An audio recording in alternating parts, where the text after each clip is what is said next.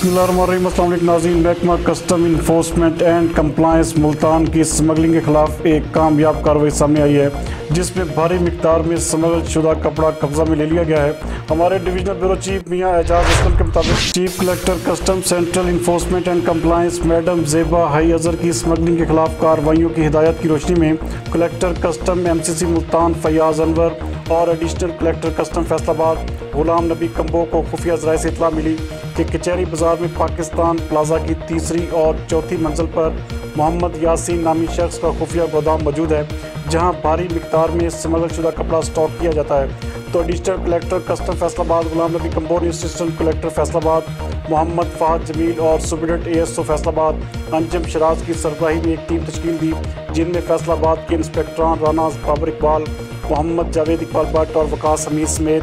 दीगर अफसरान और अमला ने शामिल होकर अपनी महकमाना सलाहियतों को बरूए कार लाते हुए कचहरी बाज़ार में वाक़े गोदाम पर छापा मारा और 14 टन गैर मुल्की स्मगल शुदा शिफून और लेडीज सूदिंग क्लॉथ बरामद कर लिया। बरामद शुदा कपड़े की कीमत तकरीबन 3 करोड़ रुपए बताई जा रही है। राम के मालकान की गिरफ्तारी के लिए खसूसी टीमें छापे भी मार रही हैं, ताहम अभी तक मालकान मफरूर हैं। इस मौके पर additional collector custom Faisalabad Ghulam Nabi Kamboh और assistant collector custom Fahad Jamil ने मीडिया से गुफ्तगू करते हुए टीम की काविशों को सराहा